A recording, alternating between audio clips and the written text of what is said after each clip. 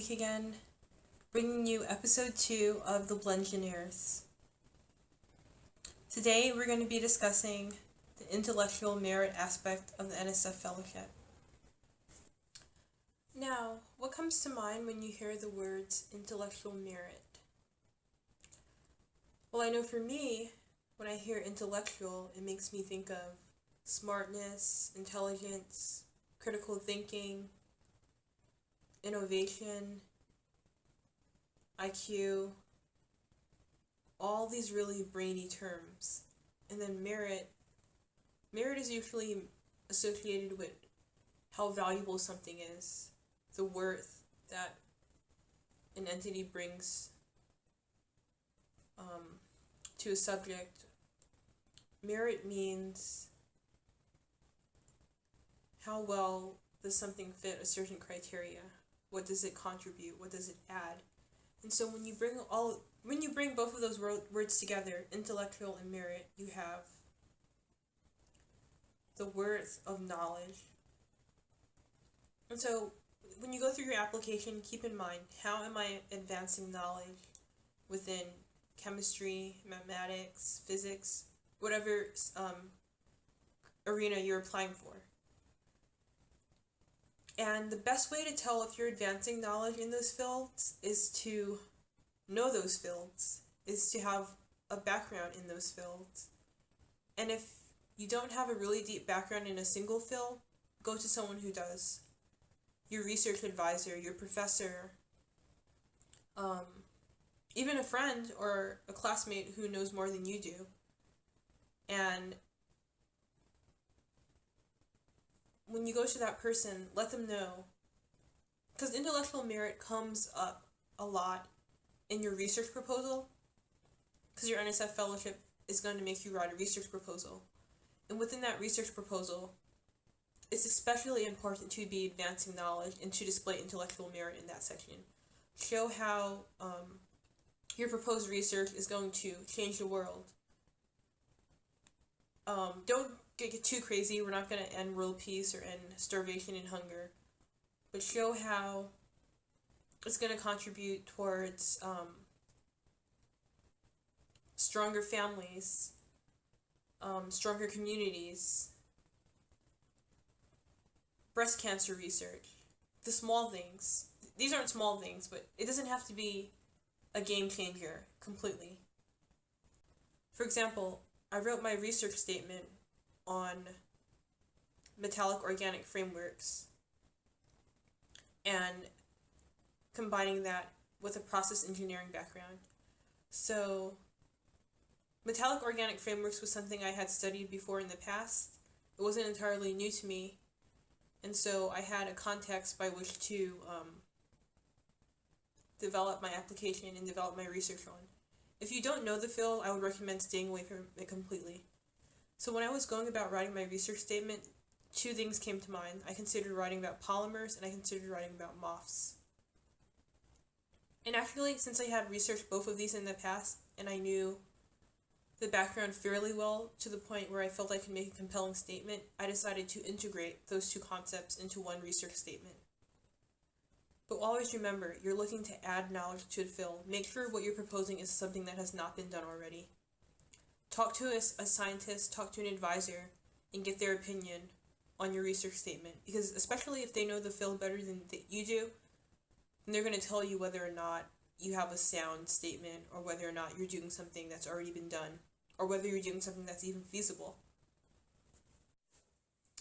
Okay, so I don't know how to emphasize this enough, but when it comes to intellectual merit, be realistic. Be extremely realistic. Don't over-exaggerate. And this goes for any part of your application. As I said previously, it has to come from the heart. It has to be a vision that not only do you believe is attainable, but that you provide enough evidence within your essays and your research proposal that people can believe in the vision that you set out for yourself. And so when you, if you're going to write a proposal, let's say in the field of sustainable chemistry, Don't make extravagant statements like, this research is going to completely omit the need for petroleum, gasoline, or fossil fuel-based energy sources. Because remember, the people reviewing your application are those who have years of experience more in the fields than you do. They have PhDs. They worked at national lab and industries. They can tell when you're spewing BS. So be realistic. Yeah, you're not going to probably solve the energy crisis, and that's okay. We're not expecting you to. They're not expecting you to. But the goal is come up with something innovative, and within that innovation, if you really feel it in your heart and you believe that it can happen, that's going to come out in your writing. That's going to come out in how you craft together the words,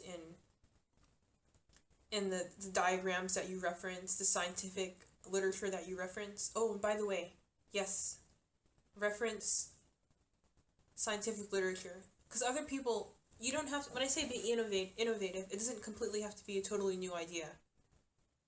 But it can be a combination of different ideas for a solid goal.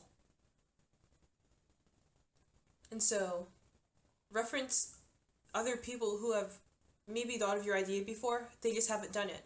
And show that, hey, blah blah blah mentioned that if we incorporate MOFs into polymer membranes, this could be a good way to reduce gas emissions in cars that use petroleum-based energy sources.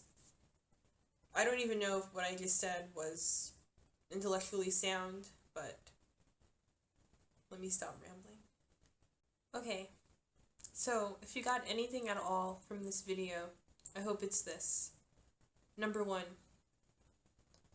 having an application with good intellectual merit means that you know your proposed area of research well enough that you know if you're contributing new ideas to the field. Intellectual merit is also going to come out in your grades. So while you don't necessarily need to have a 3.7 or a 4.0 GPA, your GPA is going to be important, but it's not a deal breaker. Number 3, don't exaggerate. Don't exaggerate any of your claims regarding your scientific research. Don't exaggerate as far as your grades. Remember, be honest and come from the heart. And number 4, tie it back into your story. So bring it back to that core passion you have for why you want to be a researcher. Bring it back to your childhood and middle school experiences, to the stories your parents told you, to the first documentary you saw on TV. Bring it back to those days in high school when you would watch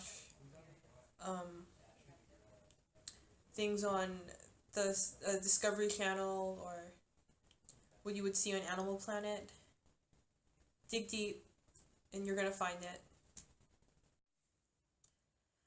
Okay guys, well I really hope that was helpful. Again, leave questions and comments below. This video really is this entire series really is one of the ways I feel like I should give back to the community, so I really want to know what you want to know and how I can be of help. So don't be shy. Don't hesitate to leave comments, questions, send an email. I'll try to get to it as soon as possible. But yeah, this really is for you, and so I want to know if I'm making a difference or not. So let me know.